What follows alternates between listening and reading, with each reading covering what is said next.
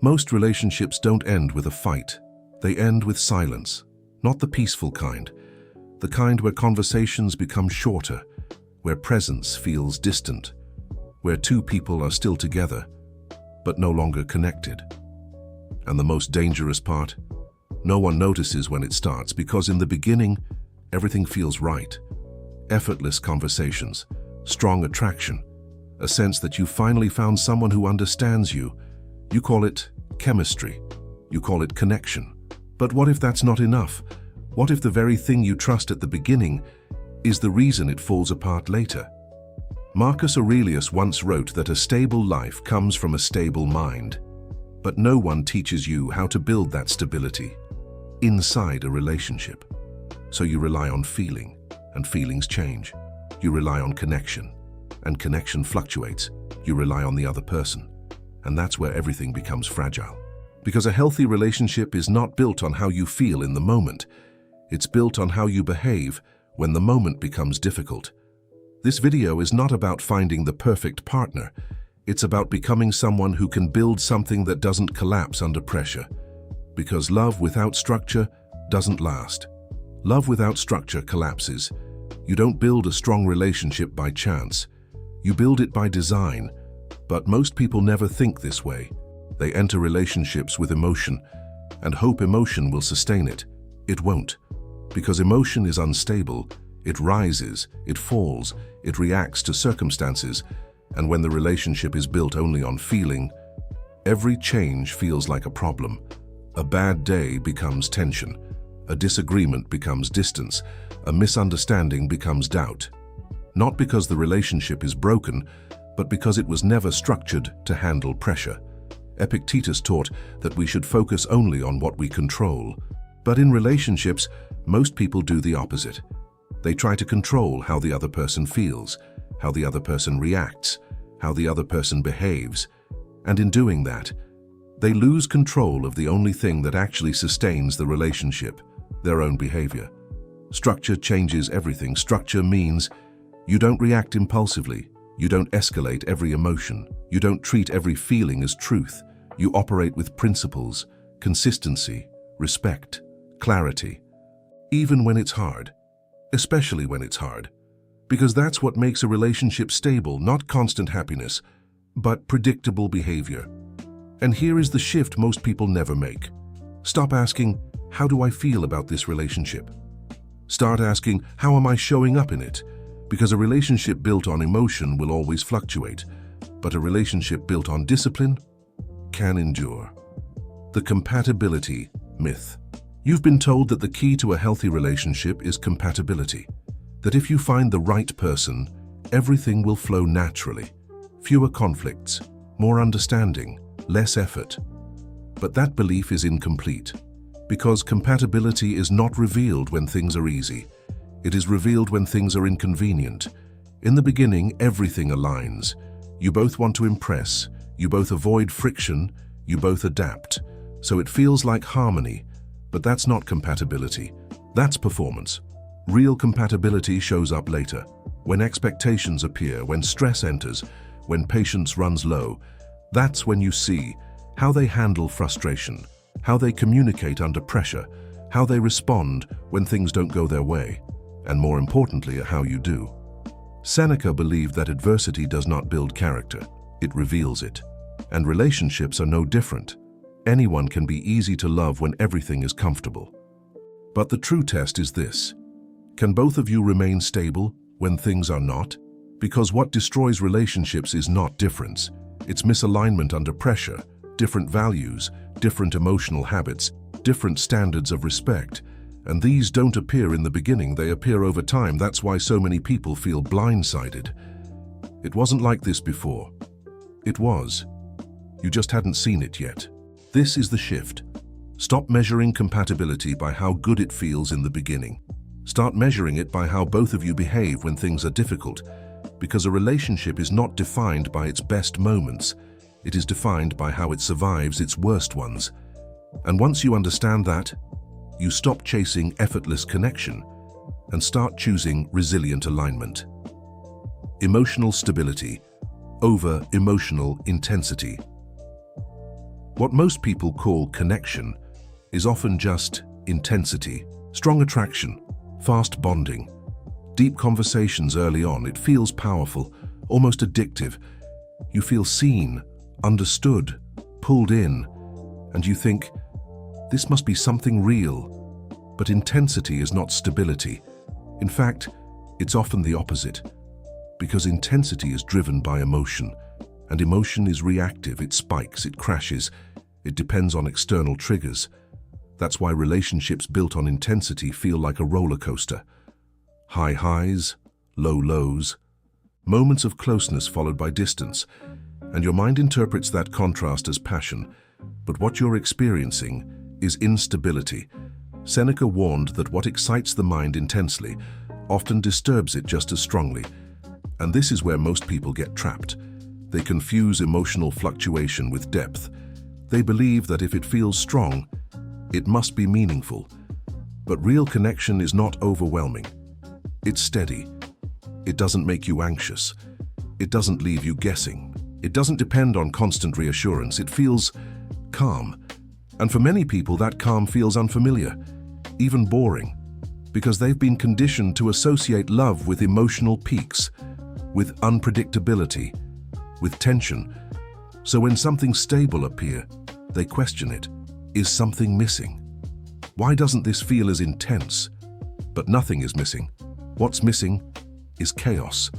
And chaos is not a requirement for connection. It's a sign of imbalance. This is the shift. Stop chasing how strongly you feel. Start observing how consistently you feel at peace, because emotional intensity can pull you in, but only emotional stability can keep something healthy. The self-regulation principle. Most people think relationships fail because of incompatibility, but more often they fail because of reaction. Not what was said, not what happened, how it was handled, a tone misunderstood, a message ignored, a moment of frustration. And suddenly, something small becomes something heavy, not because the problem was big, but because the reaction was. This is where everything changes. Because a healthy relationship is not built on avoiding problems, it is built on how you respond to them. Marcus Aurelius reminded himself daily that you always have power over your response, not over what happens, not over what others do, over how you choose to act. And in relationships, that is everything. Because most damage is not caused by intention. It is caused by unregulated emotion. You feel disrespected, so you react defensively. You feel ignored, so you withdraw. You feel hurt, so you escalate. And without realizing it, you are no longer responding to the situation. You are reacting to the feeling. This is the difference. Reaction is automatic. Response is chosen. Reaction seeks relief. Response seeks clarity. Reaction creates tension. Response creates direction. A regulated person does something different. They pause, not to suppress emotion, but to separate emotion from action. They ask, what am I feeling? What is actually happening? What is the best way to respond, not react? And that pause prevents escalation. Because once emotion takes control, clarity disappears. And without clarity, even simple problems become complicated. This is why emotional regulation is not optional. It is foundational, because you can have good communication, strong attraction, shared values, but if both people react instead of respond, the relationship will always feel unstable. This is the shift. Stop trying to control the relationship. Start controlling your response within it. Because a regulated person doesn't just create peace for themselves, they create stability for everything around them. The boundary architecture. Most people set boundaries too late, after the frustration, after the disrespect, after the pattern is already established. And by then, the boundary feels like a reaction, not a standard. So it gets resisted, questioned, sometimes ignored, because it wasn't built into the relationship, it was added after damage. This is where most people misunderstand boundaries. They think boundaries are something you use to fix problems. They're not. Boundaries are something you use to prevent them. Epictetus taught that if you want peace, you must define what you will and will not accept. Not emotionally, clearly, and early. Because boundaries are not about control. They are about structure. They define what is acceptable, what is not, and what happens when that line is crossed. But here is the deeper mistake. Most people communicate boundaries with words and abandon them with behavior. They say, "I don't like that," but they tolerate it. They say, "That's not okay," but nothing changes. And the other person learns something important. This is not a boundary. It's a preference, and preferences are optional. Boundaries are not. This is why boundaries must be designed, not improvised. They need three things: clarity, consistency, consequence. Clarity, you know exactly what you accept. Consistency, you don't change based on emotion. Consequence, when crossed, something changes, not through anger, through action, distance, withdrawal, recalibration, not to punish, to protect. Because boundaries are not about pushing people away. They are about filtering who can stay. And the moment you understand this, you stop fearing boundaries. You stop apologizing for them. You stop negotiating them. Because you realize a relationship that requires you to lower your standards is not something you need to preserve. It's something you need to question. Communication without emotional chaos. Most people believe they communicate well because they talk, because they explain, because they express what they feel. But talking is not communication, and expression is not clarity. That's why so many conversations in relationships go in circles. You explain your point, they defend theirs. You repeat yourself, they react. And in the end, nothing changes. Not because the issue is complex, but because emotion is leading the conversation. And when emotion leads, clarity gets lost. Seneca warned that when emotions take control, reason steps aside. And this is exactly what happens. You're no longer trying to understand. You're trying to be right. You're no longer listening. You're waiting to respond. And the conversation stops being about the problem and becomes about who wins. This is where communication breaks, not from lack of words, but from lack of structure. Healthy communication follows a different path. It is not louder, it is clearer. You don't speak more. You speak with intention. You don't react immediately. You choose the right moment, because timing matters. A difficult conversation held in the middle of frustration will always escalate. A conversation held with clarity can actually resolve something. This is the shift. You stop using communication to release emotion and start using it to create understanding. You separate what you feel from what you need to say. You focus on what is the issue, what is the outcome you want, what is the clearest way to express it. And suddenly, the conversation changes. Less noise, less defensiveness, more direction. Because clarity reduces conflict and structure prevents escalation. Healthy relationships are not built on constant communication. They are built on effective communication, and effectiveness comes from discipline, not emotion. The silent destroyers. Most relationships don't collapse because of one big mistake. They collapse because of small things, repeated, things that don't seem serious in the moment. A dismissive tone, a delayed response, a subtle lack of respect. Individually, and they feel insignificant. Together, they create distance.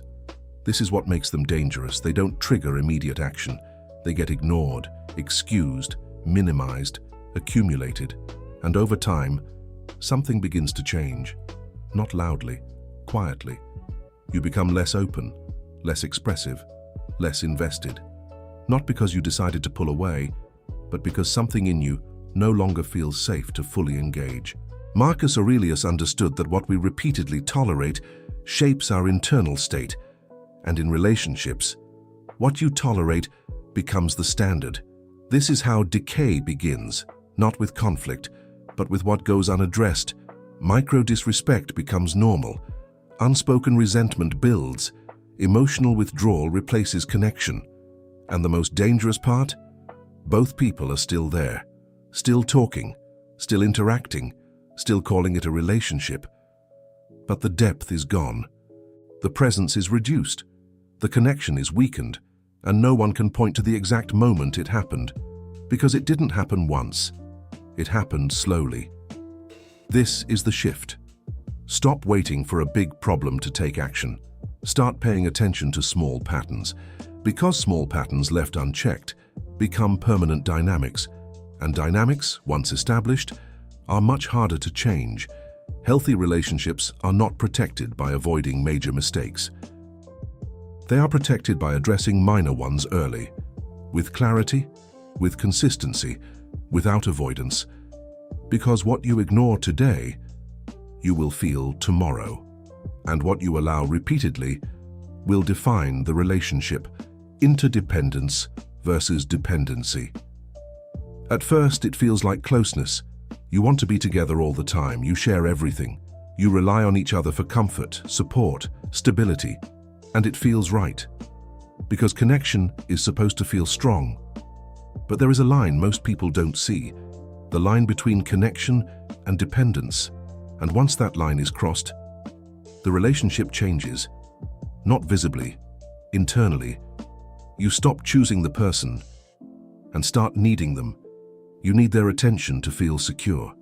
You need their validation to feel enough. You need their presence to feel stable. And slowly, your emotional state is no longer yours. It becomes tied to theirs. If they are distant, you feel anxious. If they are cold, you feel insecure. If they withdraw, you feel lost.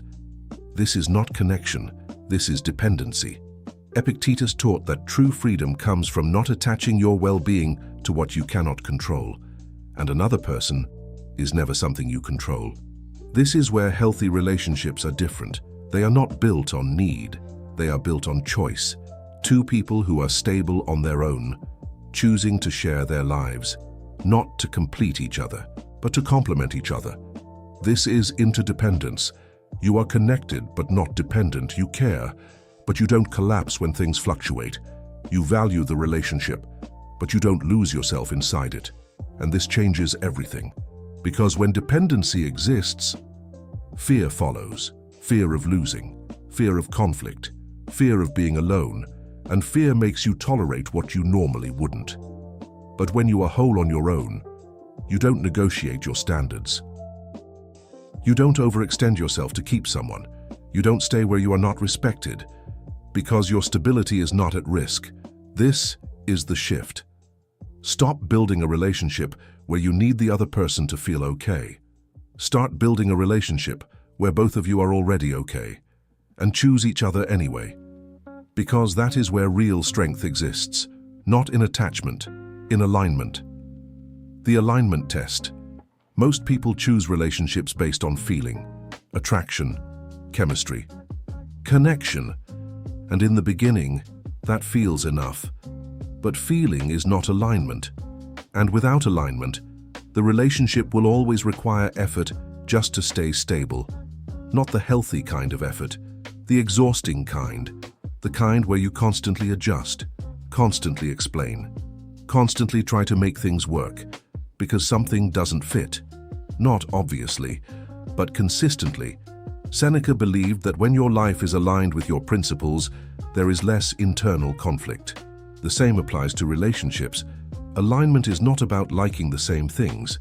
It's about operating under the same standards, values, lifestyle, emotional habits. And this is where most people overlook the real test. Not, do we enjoy each other? But, do we function well together over time? Because enjoyment is easy. Functionality is what sustains the relationship. Here is how you measure alignment. Values. What matters most when decisions are difficult? Lifestyle. Do your ways of living naturally fit or constantly clash?